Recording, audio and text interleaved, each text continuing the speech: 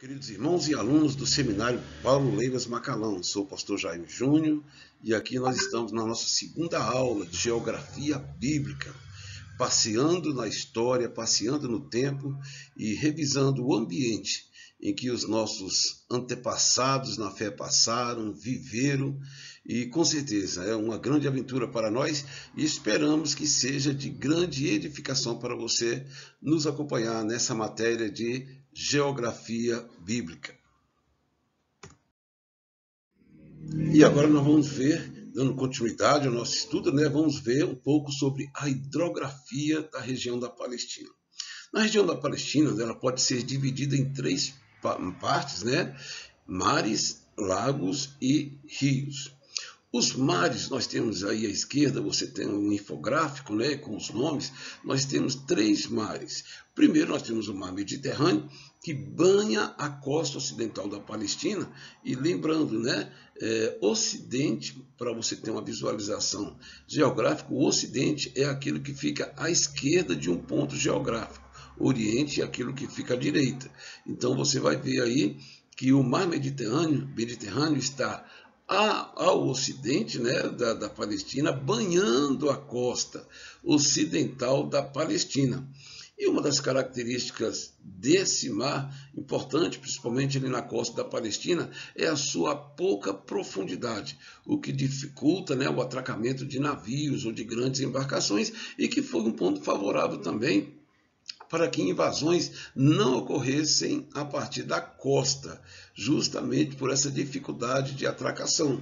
Temos um segundo mar que nós denominamos aí de Mar Morto, que já está ali ao sul de Israel, e ele ele ocorre em função do desaguamento do rio Jordão, que vem correndo desde o norte de Israel até chegar na sua região, e é justamente chamado de Mar Morto, porque o mar, a água que ali é despejada, ela se evapora. E também é Mar Morto por causa da grande concentração de enxofre e outros componentes que impede a existência de vida naquela região, sendo que naquela região também, como já foi visto anteriormente, é o local que se acredita em que haviam as cidades de Sodoma e Gomorra. Temos o terceiro mar, que é o Mar da Galileia, que na verdade é um mar de água doce, e ele também está ali na parte norte de Israel e ao sul do Monte Hermon, lembrando que ali do pé do Monte Hermon, o Monte Hermon é sempre coberto de gelo, permanentemente coberto de gelo, e justamente das águas que ali brotam alguns afluentes que por fim vão dar origem ao Rio Jordão. Então, o Rio Jordão, do Rio Jordão, ou daqueles afluentes, nós vamos ver em primeiro momento o Mar da Galileia, que na verdade é um grande lago de água doce, como falamos, mas tem como característica principal a ocorrência de tempestades. E é por isso que também ele é denominado de mar. E ali também ele tem outros nomes que é comum na Bíblia Sagrada, Lago de Genezaré, Mar de Quinerate.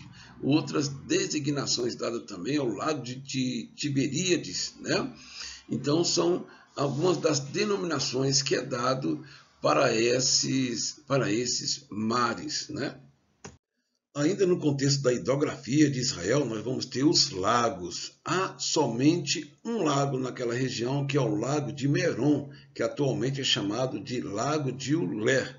Fica bem ao norte de Israel, antes do Mar da Galileia, bem antes do Mar da Galileia. Já com relação aos rios, nós temos ali vários rios que estão distribuídos em duas bacias hidrográficas.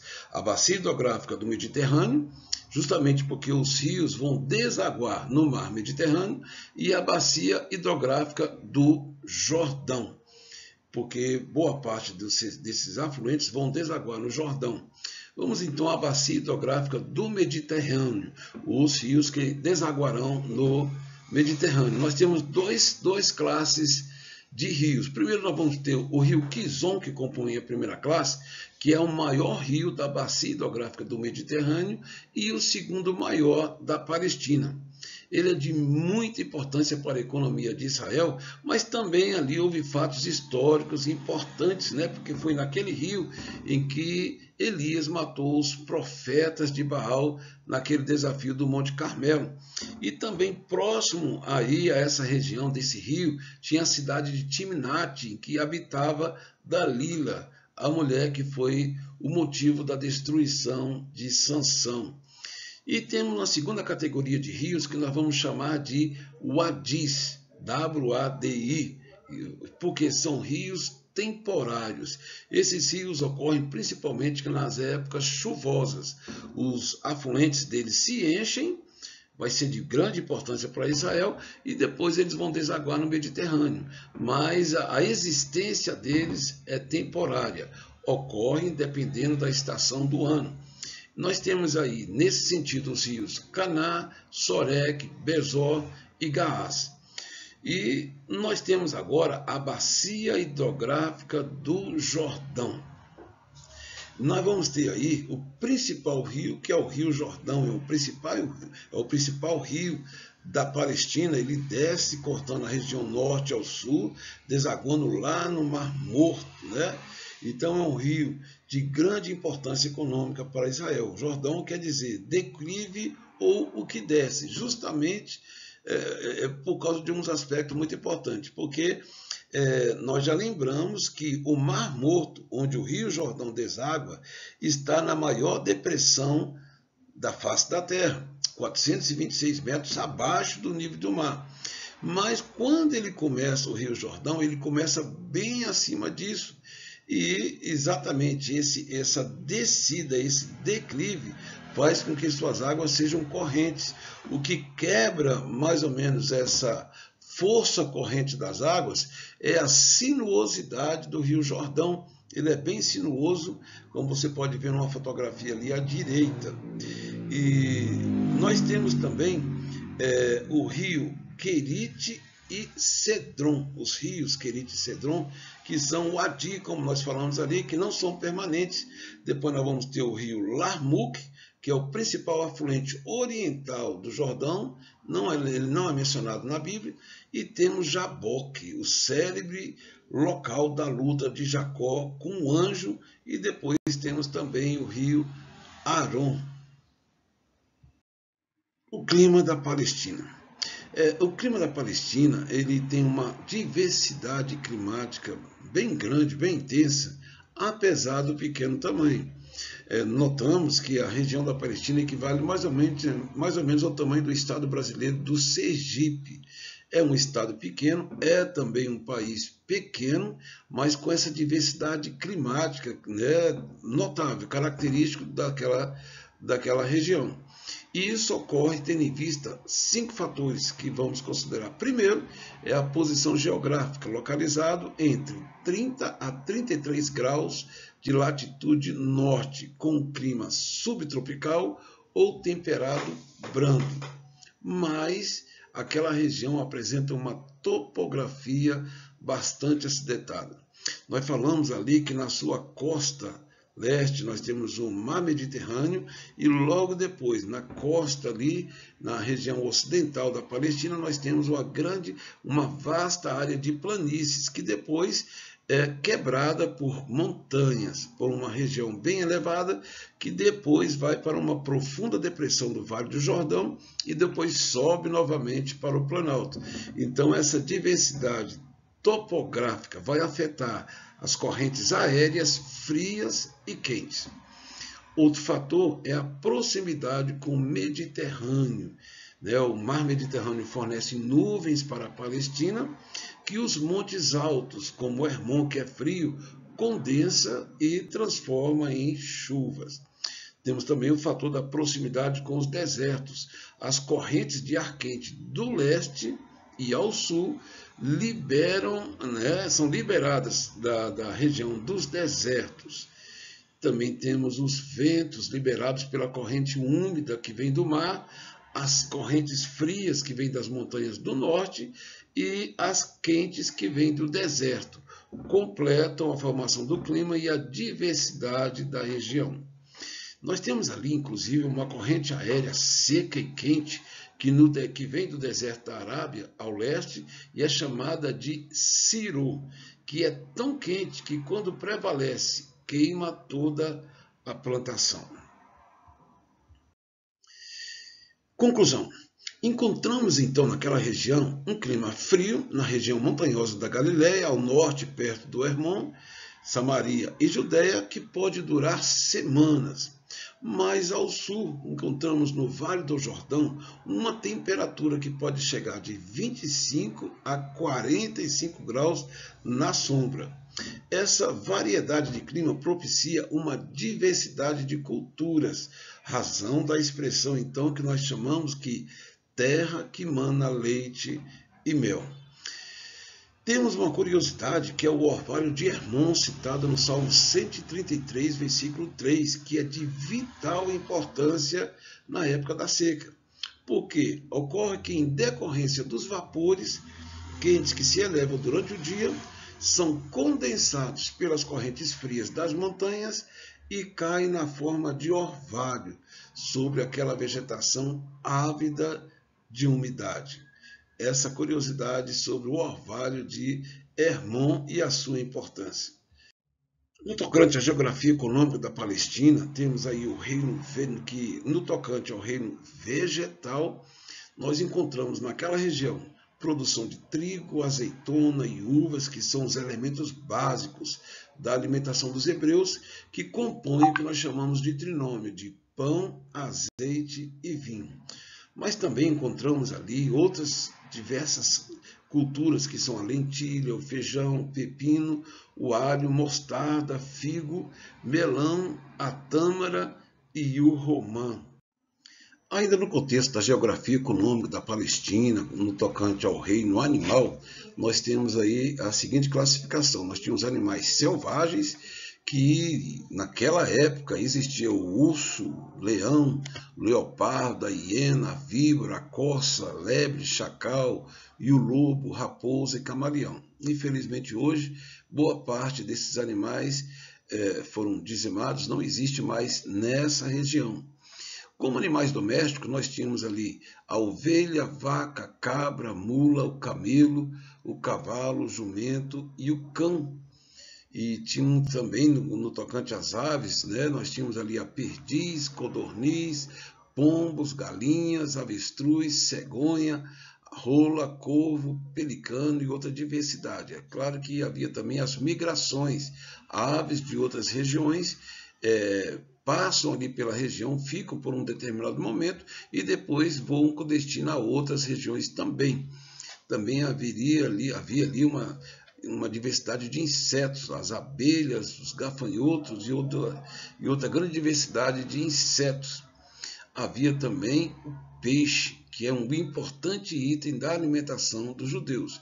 Mas ainda com relação ao inseto, nós temos observação aqui com relação ao gafanhoto. O gafanhoto era comestível e era consumido pela classe mais pobre de Israel, João Batista mesmo, ele se alimentava de gafanhotos, e a forma ali deles tratarem para poder se alimentar, eles retiravam a cabeça, o intestino do inseto ali, colocavam para secar ao sol, ou então tostavam e ali estava pronto para ser alimentado. No tocante ao reino mineral, havia também ali a prata, a cobre, o estanho, o chumbo, o enxofre, betume e o ouro. Vamos estudar agora no tocante à geografia humana da Palestina, os habitantes da Palestina.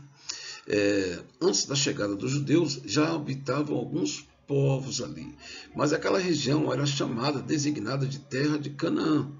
Mas cabe salientar que nem todos os povos que habitavam ali eram várias tribos, né? Nem todos os que habitavam ali eram descendentes de Canaã, como iremos ver a seguir. Mas o nome Canaã passou a designar toda essa região. E temos ali como alguns dos moradores daquela região, primeiro nós temos os amorreus, que eram descendentes de Canaã, filho de Cão, e ofereceram grande resistência aos judeus. Temos também os heteus, que eram descendentes de Et, ali neto de Cão, os heveus, que também eram descendentes de Canaã, filho mais novo de Cão. Nos dias de Josué, usaram de estratégia para fazer um tratado de paz, para serem poupados da destruição que haveria de vir sobre eles também, já que Israel estava conquistando toda a Palestina. Nos dias de Jacó, havia uma colônia deles em Siquém, quando um heveu ultrajou a Diná, atraindo a ira dos irmãos de Diná. Havia ali também os Jebuseus, cidade de Jebus ou Jerusalém. Era o único lugar onde habitavam esse pequeno e bravo povo. Só foram expulsos da sua fortificação nos dias de Davi, mas não foram exterminados de todo. Temos ali os perizeus, que aparentemente não tinham origem camita e não tinham o costume de murar as suas cidades, porque se dedicavam mais à agricultura. E temos os refaíns, também chamados de anaquins ou emins. Também não eram considerados da descendência de Canaã, mas pertenciam a uma raça de gigantes. Nós lembramos ali de Og, o rei de Bazã, que foi destruído, né, foi conquistado, mas nós temos alguns detalhes ali sobre a cama que ele usava, que é uma cama que tinha aproximadamente 4 metros de comprimento e 1,80 m de largura, para termos aí uma visão do tamanho daquele homem, né? E temos os gigazeus, que eram camitas, mas não sabemos exatamente em que região eles estavam habitando. Fora do ambiente da Palestina, nós vamos ter também outros povos, inclusive grandes inimigos de Israel. Nós temos os amalequitas, que são de origem certa e sempre foram muito hostis a Israel, a ponto de Deus prestar juramento para a sua destruição. Nós temos os edomitas ou idumeus, que são descendentes de Esaú, o irmão de Jacó. Nós temos os moabitas e amonitas, que eram descendentes de Ló. Nós vemos aí que os moabitas, principalmente, foram grandes inimigos de Israel. Temos os sírios, que é onde hoje temos a atual Síria, né? Cuja capital é Damasco, que já vimos que é uma das cidades mais antigas do mundo. Ela fica a nordeste e ao norte da Palestina. Ela é de estirpe, né, ou de origem semita, mas grande inimigo de Israel até os dias de hoje. Temos os fenícios, né, que ficavam ali ao norte da Palestina, era um povo camita. Tinha grande domínio da arte de navegação e comércio. Atualmente é onde está localizado o Líbano. E temos os filisteus, que tantos problemas deram para Israel, uma nação guerreira, tinha até pessoas ali que eram gigantes, como nós já vimos ali o caso de Golias, né? Mas era um povo extremamente hábil na guerra, feroz, mortal inimigo de Israel, e que demoraram muito para serem destruídos e desalojados. Por muitos anos possuíam 5 cidades fortificadas que representavam estados independentes. Tinham as cidades de Asquelon, Gaza, Gate, Asdod e Ecrom. Passemos agora a estudar as cidades palestinas, né? Nós já havíamos falado anteriormente que as cidades, né, tinham como característica as cidades que estavam dentro de muros, cidades muradas, tinham como característica, né, a falta de ventilação, muitas vezes a insalubridade, né, justamente porque não havia saneamento, não havia sistema de esgoto.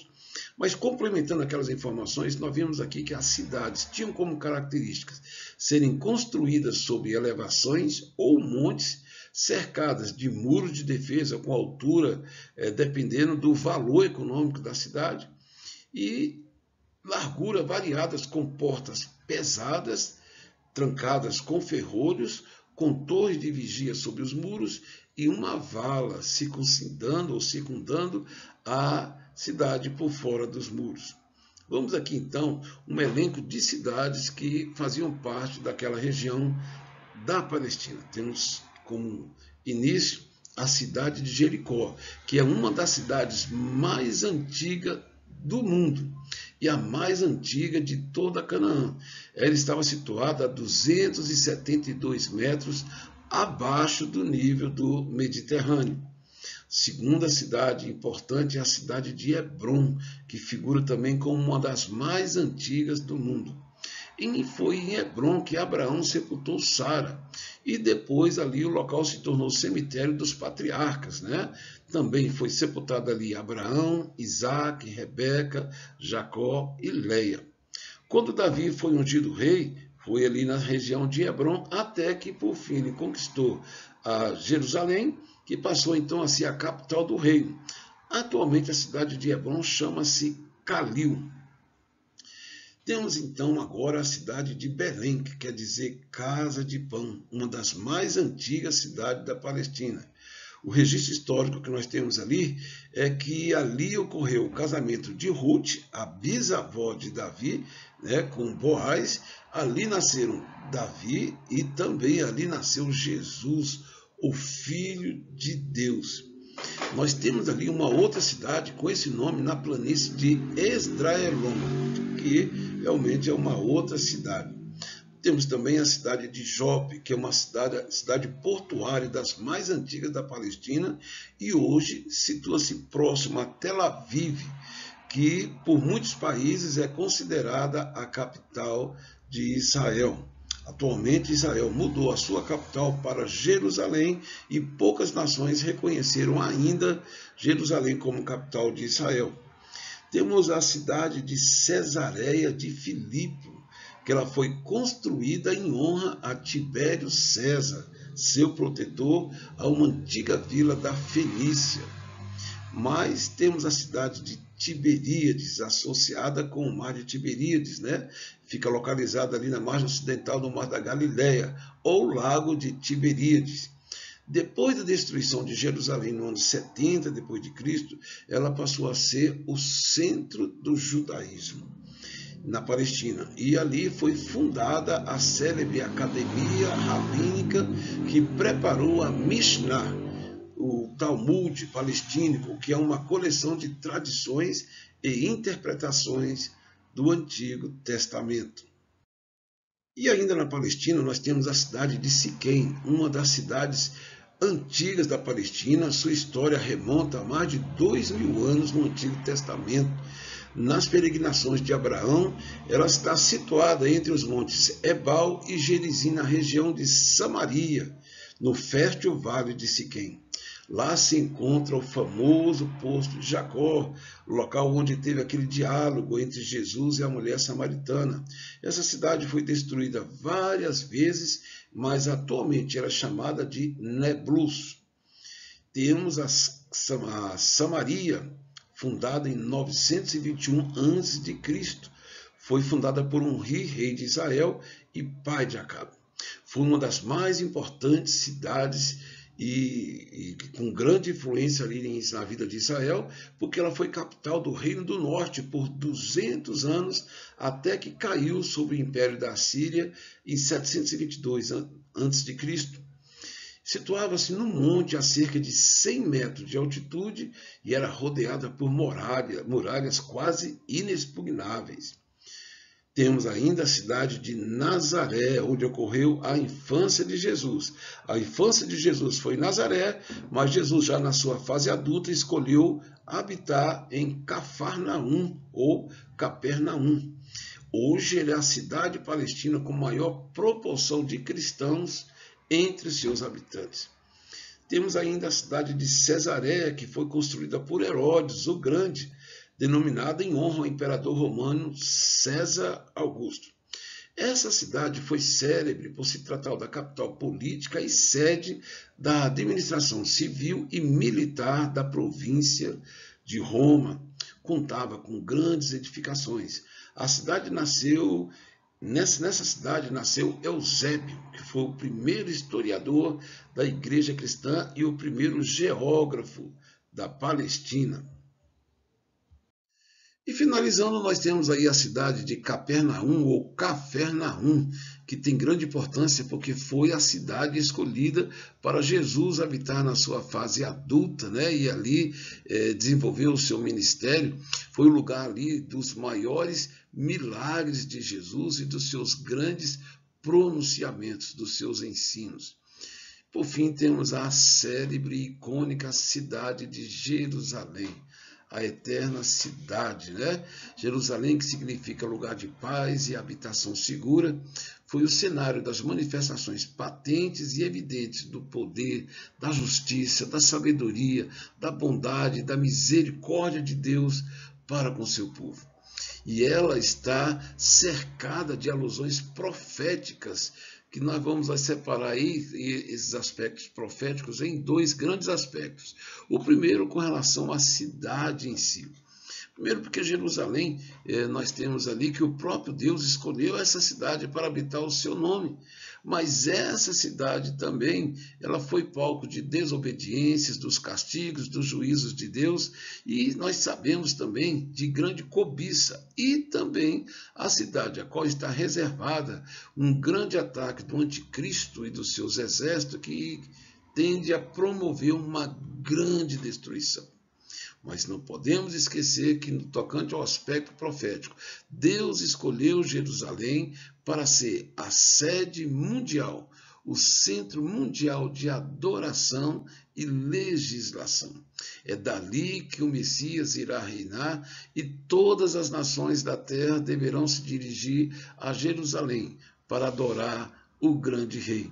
Então, no livro de Zacarias e em outras passagens das Escrituras, nós vemos que nesse lugar foi o local escolhido por Deus para ser um centro de adoração mundial. E isso vai se cumprir. Um outro aspecto ligado a Jerusalém, aspecto profético também, é uma analogia à cidade eterna, a morada eterna criada pelo próprio Deus, a cidade cujo arquiteto é Deus, que no Apocalipse é chamada de Nova Jerusalém, que desce do céu adornada como uma noiva e que será a habitação de todos os salvos por toda a eternidade. O Senhor falou e assim se cumprirá. Jerusalém teve vários nomes. Nós temos aí elencado o nome de Urussalim, o nome de Salém, nos dias de Abraão, o nome de Jebus, na época dos juízes, Jerusalém, nos dias de Davi, Sião, cidade de Davi, cidade do grande rei, cidade santa, cidade de Deus, cidade de Judá, Aélia Capitolina, El-Quds, que é o nome em árabe.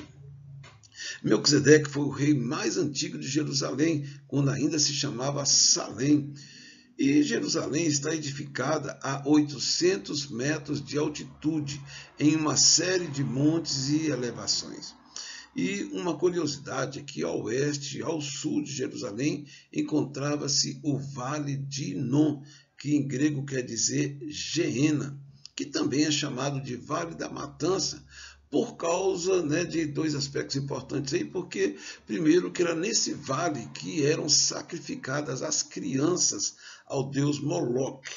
Lamentavelmente, os judeus que conheciam a palavra de Deus, conheciam o Deus verdadeiro, abriram mão de servirem a Deus e escolheram os ídolos das nações, dentre eles Moloque, e ofereciam então sacrifícios vivos de criança nessa região, por isso que é denominado então Vale da Matança. E também naquela região havia o fogo que ardia constantemente, consumindo o lixo da cidade e os detritos do holocausto pagão que havia ali, né? Daí, por analogia, a palavra grega Geena veio a designar o lugar do castigo dos condenados ao inferno. Jesus passou a designar Geena, que é uma designação para inferno, como um local onde o fogo não apaga e o bicho não morre. Uma alusão clara relativa ao castigo dos ímpios.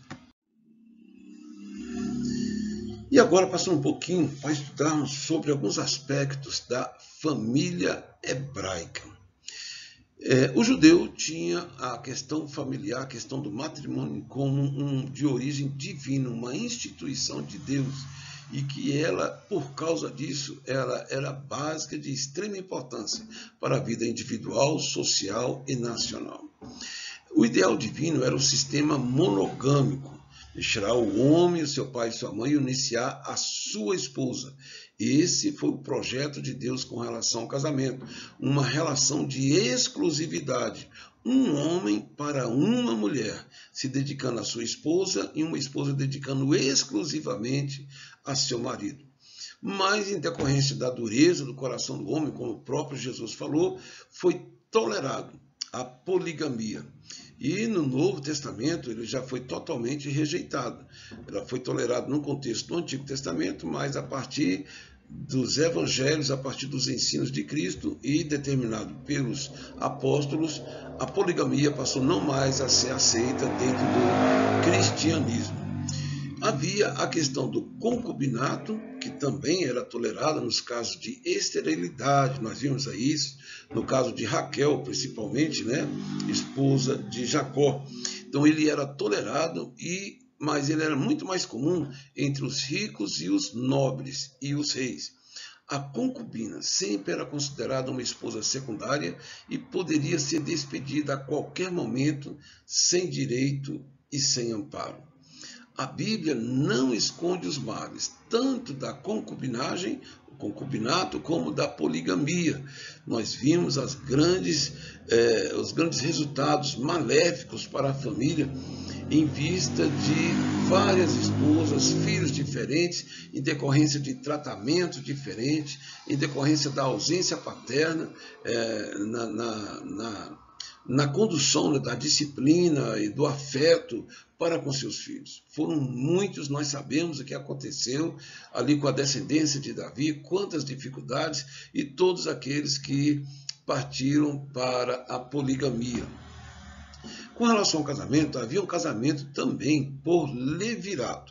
Isso acontecia quando o esposo de um membro da família morria. O esposo morria, deixava a mulher viúva sem filhos, então um dos irmãos do esposo deveria então receber aquela mulher como esposa, e os filhos que ali nascessem teria o nome daquele falecido, para dar continuidade à sua descendência. Quando um determinado irmão recusava-se a fazer esse compromisso, então era feito ali perante a praça um ritual de grande constrangimento, em que era tirado o sapato daquele homem que se recusou a prestar isso, e a mulher lhe cuspia no rosto, afirmando que isso ocorria porque ele não queria dar descendência ao seu irmão. Nós temos o contrato de casamento, a celebração do matrimônio, né, o contrato, o documento oficial que ocorria. E geralmente na cultura judaica ele era feito por terceiros, ou era pelo pai do noivo, seu irmão mais velho, seu tio, ou um amigo mais próximo, e muitas poucas vezes era feito pela mãe do noivo. Em alguns casos, o próprio filho fazia sua escolha, ficando, porém, com terceiros a negociação. Essa negociação diz respeito, né, ao dote que deveria ser pago à família da noiva. O noivado era o primeiro ato do casamento, de tal importância que somente a morte ou a infidelidade poderia dissolvê-lo. Então, uma pessoa estar noivo correspondia a praticamente já estar casado. Uma moeda com a inscrição "seja consagrada a mim" era dado à noiva, e isso, na verdade, era um símbolo de um juramento que completava o ritual. Embora não houvesse ainda a união conjugal no contexto do noivado, já eram citados como casados, mas a questão da união conjugal ela poderia ocorrer um mês depois para as viúvas e um ano depois para as virgens.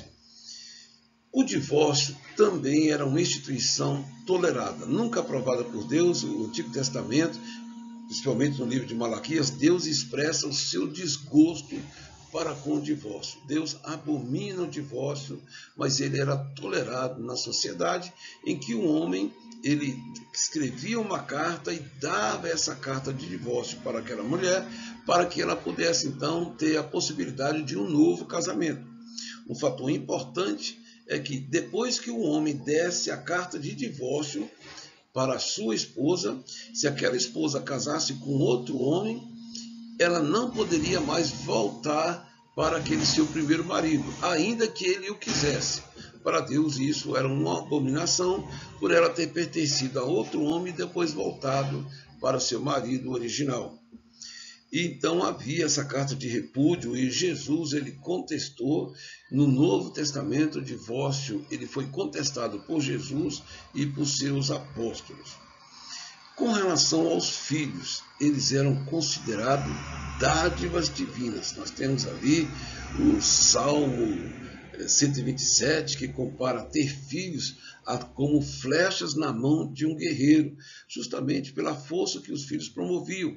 Era uma descendência que promovia força de trabalho, descendência para aquela família, e eram de extrema importância para o povo de Israel.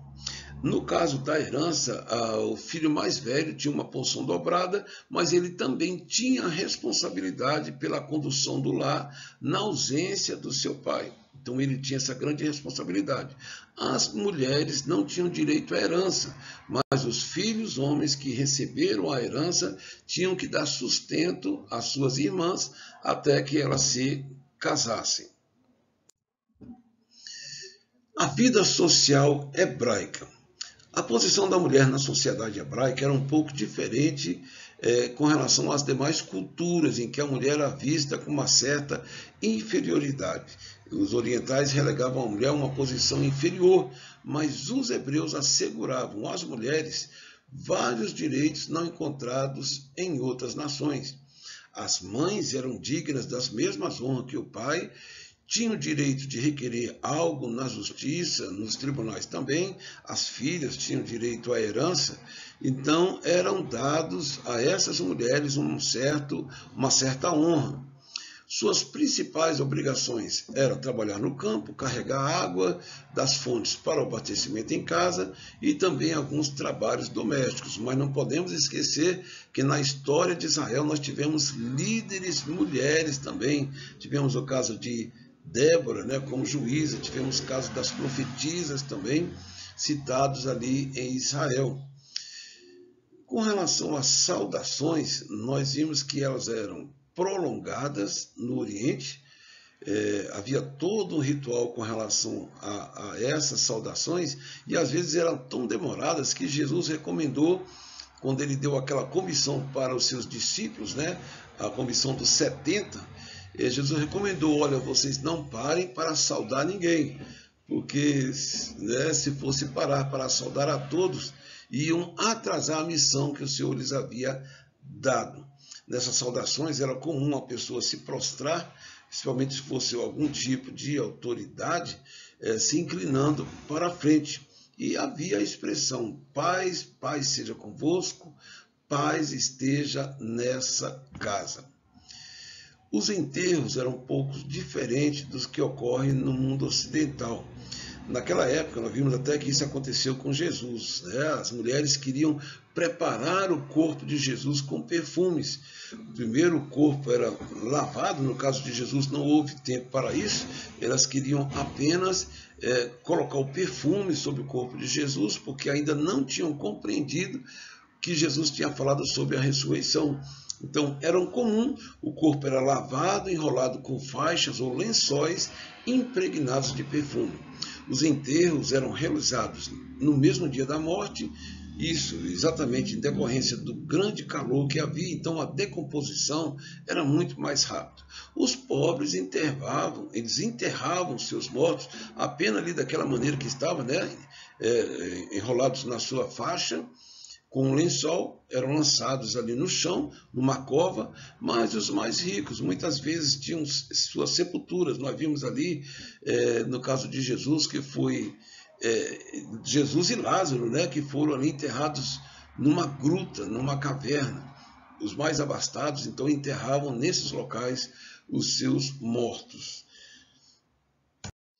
Em relação ao calendário judaico, nós vamos ver que o dia era contado do pôr do sol de um dia a pôr do sol do outro dia. Isso compunha aí o período de 24 horas. O dia em si era contabilizado da primeira hora, que era 6 horas da manhã, até as 6 horas da tarde. E a partir daí, depois era considerado noite. E o dia era dividido em a primeira hora, que eram 6 horas da manhã, a terceira hora, 9 horas, e assim por fim a 12ª hora, que daria às 18 horas. A noite era dividida em vigília, sendo que a primeira vigília era de 18 horas às 21 horas, a segunda vigília das 21 horas até a meia-noite, a terceira vigília era da meia-noite às 3 horas da madrugada e a quarta vigília das 3 horas da madrugada às 6 horas da manhã. Os meses, nós tínhamos aí, no caso de Israel, o primeiro mês era Abib, ou Nisan, que não coincide com o nosso calendário. E os anos também eram considerados o ano religioso e o ano civil. O ano religioso começava com a Páscoa no mês de Abib, que era entre o mês de março e abril, nosso ocidental, e o calendário civil, que se iniciava com a festa das trombetas, que dava mais ou menos o dia 2 de Tisri, que era setembro ou outubro. Vamos fazer agora um pequeno apanhado sobre a história da Palestina desde os tempos de Jesus para cá. Não podemos esquecer que Jesus havia lançado uma profecia com relação ao destino dos judeus. Quando os judeus proferiram contra eles mesmos a maldição que o sangue de Jesus, que eles estavam condenando, caísse sobre nós, essa maldição se cumpriu, primeiro porque Jesus já tinha profetizado a iminente destruição de Israel no sermão profético, quando Jesus já havia dito que não ficaria pedra sobre pedra, né? Então, uma grande destruição, assolação, juízo estaria vindo sobre Israel, e essa assolação haveria de ocorrer, e ocorreu em 70 depois de Cristo, quando depois de diversas rebeliões, os judeus foram totalmente destruídos e expulsos daquela região, espalhados entre as nações. Então, de 70 depois de Cristo até na época do Império do Império Romano, depois que cessou a perseguição dos cristãos, Israel então foi totalmente perseguido naquela região, impossibilitado de estarem ali, e foram espalhados entre as nações, sendo que alguns poucos ficaram em algumas regiões ali. Mas a cidade em si foi totalmente destruída, a nação de Israel deixou de existir no ano 70 depois de Cristo. Isso só vai acontecer muito depois, em 1948. Mas então nós vamos ter no decorrer da história de Israel, depois dessa grande destruição que ocorreu em 70 depois de Cristo, nós vamos ver que a nação mesmo não existiu mais, mas que aquele território passou a ser habitado então por outros povos, mas sem aquela identidade judaica que tinha, tanto é que os romanos mesmo vão intitular aquela cidade de Palestina, justamente para apagar Israel da memória, trazendo para aquela cidade o nome de seus antigos e primitivos habitantes, que eram os filisteus, que Palestina vem dessa designação de Filístia, é uma variante que veio da designação de Filístia. Então nós vimos aí que desde a queda do Império Romano Ocidental, a Palestina esteve sob diversas influências e domínios políticos, mas de 1517 a 1914, ela fez parte do Império Otomano, estabelecido pelo sultão Selim I. Mas a história estava começando a mudar em favor dos judeus. Havia uma profecia bíblica em que esse povo haveria de voltar. Aquela é a terra prometida. Quando nós lemos ali em Deuteronômio capítulo 28, nós vimos as bênçãos e as maldições, e Deus sempre deixou claro para Israel que várias bênçãos estavam destinadas para os judeus se eles morassem naquele lugar em obediência, honrando a Deus, a lei e a justiça. Mas também no capítulo das maldições, Deus deixou para Israel que Israel seria como um vexame entre as nações, espanto, objeto de espanto e do castigo de Deus, e que Deus os expulsaria de lá, assim como Deus expulsou as nações que habitavam antes dos judeus por causa dos seus pecados. Então Deus já havia profetizado, né, já havia previsto que Israel seria espalhado entre as nações, mas o próprio Deus, que não aceita ser derrotado, também profetizou o retorno do povo de Israel para aquela nação, haja visto que Deus determinou que naquele lugar, naquela região, em Jerusalém, todas as nações haveriam de subir para adorar a Deus. Então, se Deus estabeleceu, se Deus determinou, a despeito de qual império esteja dominando a face da terra, Israel haveria de voltar.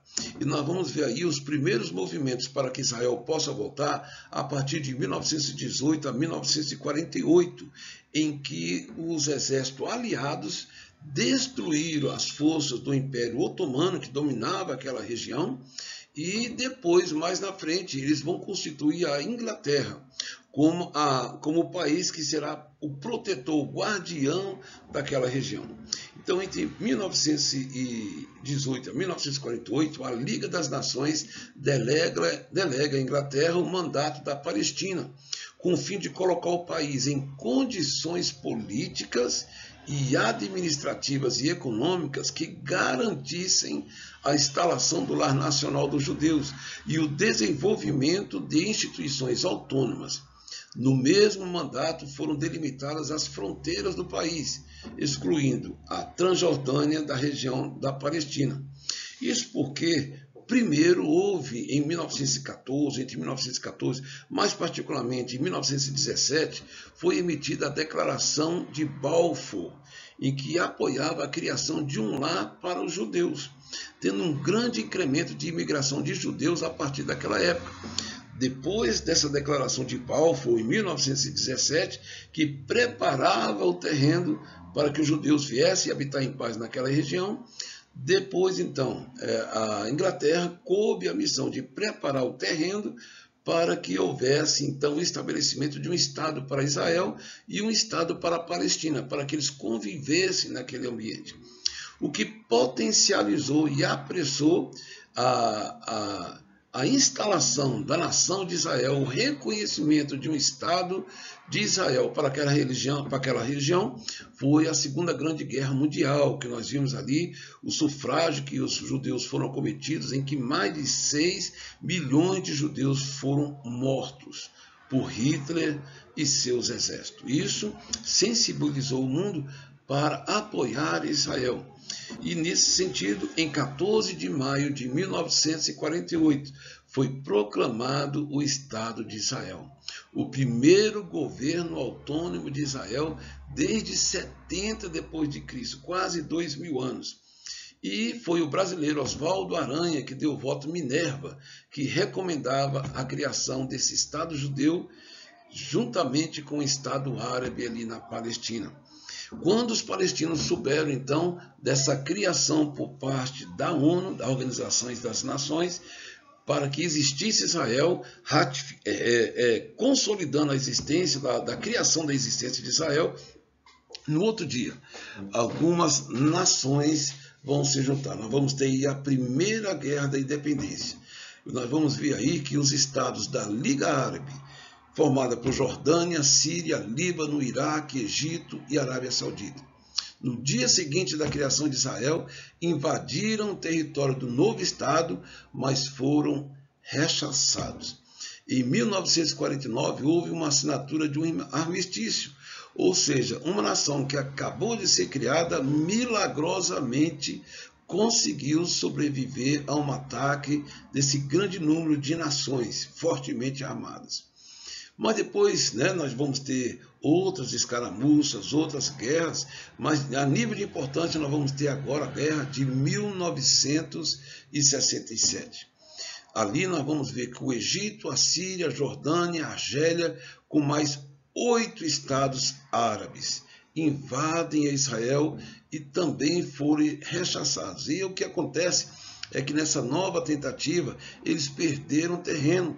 nós vimos ali o Egito teve a parte do Sinai tomada, a parte de Jerusalém, também uma parte de Jerusalém foram tomadas pelos judeus, porque eles compunham exclusivamente a região da Jordânia, a região da Palestina, e isso fez com que Israel se apropriasse dessas faixas de terra dos seus inimigos, e até hoje as colinas de Golã foram anexadas para Israel. Israel não abre mão dessa região estratégica e para a sua segurança também. E as regiões ali de Jerusalém também, oriental, Israel se apropriou também, e é um motivo de que acontece tantas guerras entre os palestinos e os judeus, porque a ONU deu originalmente para Israel não toda a região da Palestina. A ONU ela dividiu a região da Palestina em regiões de Israel e regiões para os palestinos, mas diante das constantes guerras entre palestinos e judeus e da falta de consenso entre os palestinos não aceitam Israel como vizinho. Nós temos lá uma facção terrorista, que é o Hamas, em que o alvo dela é a destruição de Israel.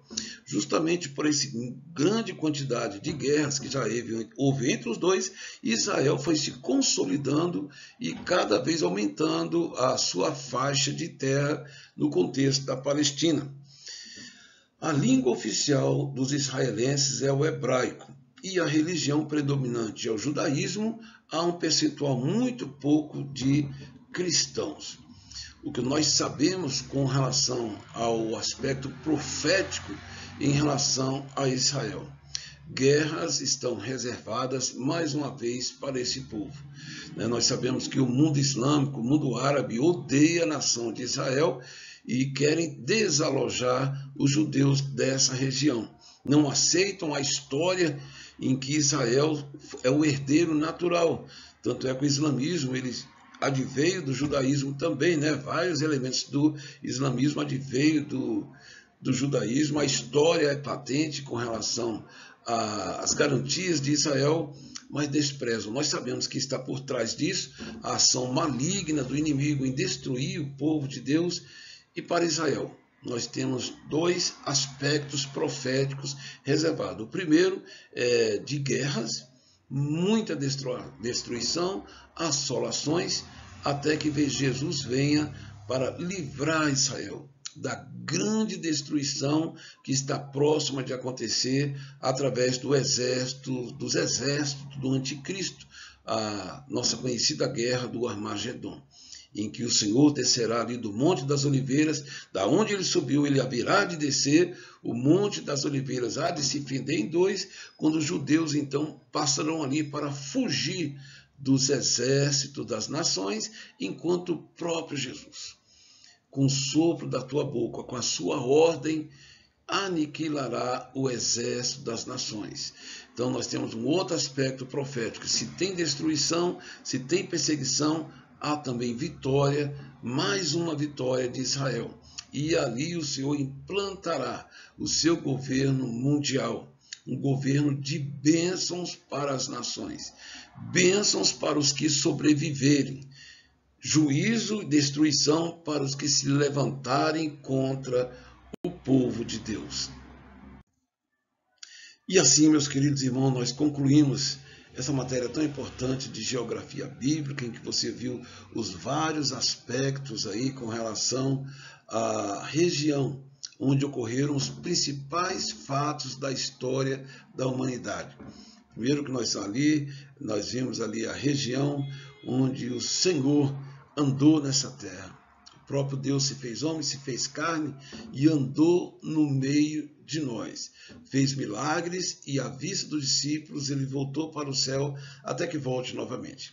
Espero que tenha sido edificante para você e é um prazer ter você também acompanhando as nossas demais aulas.